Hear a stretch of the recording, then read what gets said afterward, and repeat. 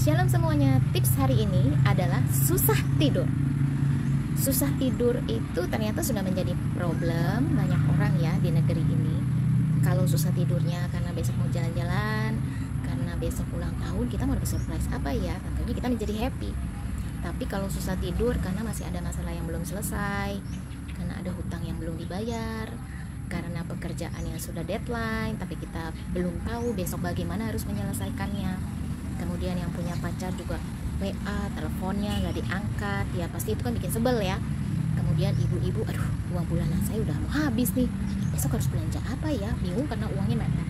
Atau misalnya anak kita besok ada ulangan, tapi kayaknya belajarnya belum selesai deh, tapi kok anaknya santai-santai aja gitu ya, malah dia udah minta langsung tidur gitu ya, padahal emaknya nih udah gemes, udah sewot gitu ya, karena takut nilainya besok nggak dapet bagus ya. Tapi ternyata kita perlu juga loh belajar dari anak-anak. Anak-anak itu kan kalau ada masalah, mereka biasanya pingin cepet tidur.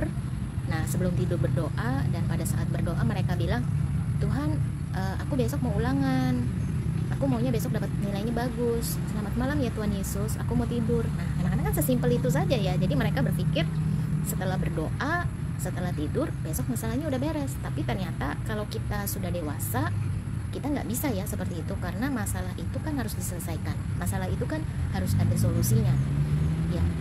Jadi biasanya kita akhirnya menjadi overthinking karena kita berpikir keras supaya masalah yang ada itu bisa segera selesai ya. Nah tapi yang perlu kita ketahui ya, dari sisi kesehatan, ternyata pada saat tidur itu organ tubuh kita sedang diperbaiki. Antibodi terbaik itu diproduksi pada saat kita istirahat. Untuk melawan aneka virus itu juga dilakukan pada saat kita sedang beristirahat. Dalam ilmu kesehatan, ternyata tidur itu dapat merecovery tubuh kita. Organ yang rusak bisa diperbaiki. Jadi antibodi terbaik itu bisa diproduksi pada saat kita beristirahat.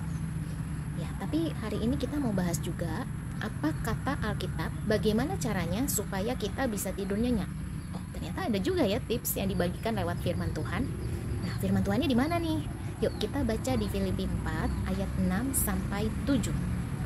Janganlah hendaknya kamu khawatir tentang apapun juga, tetapi nyatakanlah dalam segala hal keinginanmu kepada Allah dalam doa dan permohonan dengan ucapan syukur. Damai sejahtera Allah yang melampaui segala akal akan memelihara hati dan pikiranmu dalam Yesus Kristus. Nah, tapi kita juga mau tahu ya, sebetulnya dalam terjemahan bahasa Yunani itu apa sih untuk ayat 6? Untuk ayat 6 diterjemahkan ke dalam bahasa Indonesia, jangan khawatir tentang sesuatu pun, tetapi dalam segala hal sampaikanlah semua keinginanmu kepada Allah dalam doa dan permohonan dengan mengucap syukur. Nah, saya coba bantu ya dengan poin-poinnya supaya kita semua menjadi jelas. Yang pertama, tulislah apa yang jadi keluh kesah kita itu di buku diari atau di buku catatan kita sehari-hari ya. Kemudian yang kedua, tulis apa yang akan kita lakukan atau kita kerjakan besok, dan tulis secara detail poin-poinnya. Ya, jadi ini yang disebut dengan teknik manajemen dengan membuat daftar things to do. Ya, kita bisa urutkan pertama misalnya prioritas apa yang mau kita kerjakan. Terus siapa orang yang akan membantu, atau misalnya siapa yang akan kita temui besok kita harus kemana nih untuk menyelesaikan masalah ini ya. Jadi semua yang kita pikirkan itu kita coba tuangkan ke dalam tulisan ya, supaya kita tahu apa yang mau kita kerjakan besok ya. Dan itu sama saja dengan kita melepaskan semua beban pikiran dan perasaan kita ke dalam kertas ya, kita sudah tuangkan. Dan itu disebut juga dengan teknik mengendapkan pikiran. Secara psikologis, kalau kita sudah menulis, kemudian sudah diurutkan, kemudian kita ceritakan kepada Tuhan ya, kita katakan kepada Tuhan lewat doa, kita serahkan kepada Tuhan, akhirnya kita bisa tidur nyenyak, karena kita nggak perlu lagi mengingat-ingat apa langkah-langkah yang harus kita kerjakan besok, karena semuanya udah ditulis ya. Kemudian yang ketiga, bawa semua yang sudah kita tulis itu ke dalam doa dengan ucapan syukur. Ya, jadi kita perlu mengucap syukur juga apa yang sudah terjadi sepanjang hari ini. Kemudian kita percaya bahwa besok akan ada solusi. Ya, walaupun masalahnya belum beres, nggak apa, kita tetap mengucap syukur karena kita sudah melewati semuanya ini dan kita akan menyelesaikannya bersama Tuhan. ya. Nah, kalau misalnya kita menganggap bahwa dengan kita menulis itu kita menemukan titik terang, tentunya doa kita itu bukan lagi menjadi doa sebuah ratapan, ya, tapi doa pengharapan, doa pengucapan syukur bahwa besok Tuhan akan tolong, ya, Tuhan akan bantu kita untuk menyelesaikan. Ya, jadi akhirnya pada saat kita tidur itu kita bisa tidur nyenyak. Ya, tidur nyenyak itu kan disebutnya deep sleep, ya. Kalau deep sleep misalnya yang suka mimpi, tentunya jadi mimpinya indah. Ya, tapi kalau misalnya masih banyak pikiran gitu, jangan-jangan mimpinya mimpi setan gitu ya. Mimpinya aduh, besok mau dapat masalah baru nih. Ya, misalnya besok harusnya bayar hutang, jadi dikejar-kejar hutang nih gitu ya, karena kitanya masih khawatir. Ya. Kemudian kita lanjutkan ya. Untuk ayat 7 terjemahan dari bahasa Yunaninya, sejahtera dari Allah yang melebihi pengertian manusia akan menjaga hati dan pikiranmu dalam Isa Al-Masih. Menjaga di sini berasal dari istilah militer untuk pasukan tentara yang menjaga kota berbenteng. Jadi begitu juga dengan kedamaian Allah bisa melindungi hati dan pikiran kita, ya, agar tidak terlalu terbebani oleh masalah yang sedang kita hadapin. Jadi kita tidak overthinking. Biasanya kan manusia karena berpikir keras itu akhirnya jadi overthinking dan akhirnya negative thinking, ya. Nggak yakin bahwa solusinya itu akan ada karena kita terlalu khawatir.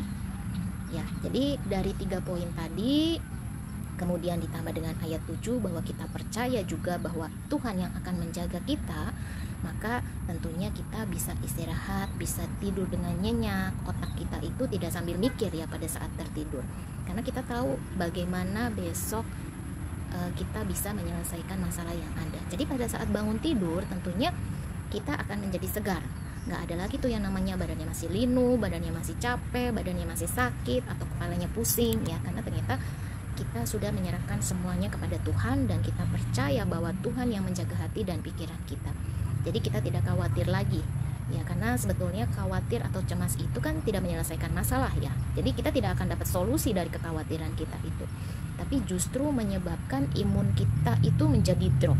Jadi pada saat besok kita akan bekerja kembali menyelesaikan masalah, malah nggak ketemu solusi yang tepat, langkah-langkah kita nggak tepat, karena tubuh kita itu kurang fit, ya, kurang sehat. Jadi kita nggak bisa berpikir secara maksimal, ya. Jadi kita harus belajar seperti yang dikatakan oleh Filipi 4 ayat 6 sampai 7. Ya, kita menyerahkan kepada Tuhan, kita berdoa dengan ucapan syukur. Jadi saya ingin memotivasi kita semua, ayo hari ini juga kita ambil keputusan untuk berserah kepada Tuhan. Atur otak kita agar tidak khawatir, ya, dengan teknik-teknik di atas tadi. Nah, kemudian gimana ya ritual supaya kita mudah tidur? Ternyata mudah tidur itu ada ritualnya juga, ya. Yang pertama, bangun ritme kehidupan atau pola hidup secara psikologis mengenai persiapan tidur, ya. Kemudian apa sih, misalnya anak-anak habis belajar gitu, ya, kita perlu membangun mesbah keluarga, ya, karena biasanya kalau ada mesbah keluarga, ada doa, ada nyanyi puji-pujian, lagu yang tenang, jadi kita lebih mudah tidur, ya. Anak-anak juga kalau ada mesbah keluarga, baca firman Tuhan, mendengarkan lagu rohani, biasanya jadi ngantuk tuh, ya. Kemudian yang ketiga, dilarang nonton film yang serem. Nonton film detektif juga nggak boleh, ya, apalagi nonton drakor yang bikin gemes, ya, episodenya berlapis-lapis gitu, ya. Atau misalnya lihat YouTube gitu yang bikin adrenalin kita jadi naik, nah itu malah bikin kita susah tidur. Kemudian yang keempat, kita tidur harus sesuai siklus tubuh, yaitu di bawah jam 11, jadi jam 10, jam 9, ya. Oke, jadi yang terakhir itu tipsnya, ya, bangun ritme, bangun ritual sebelum tidur, ya. Salam hati yang gembira, obat yang manjur. Selamat sore.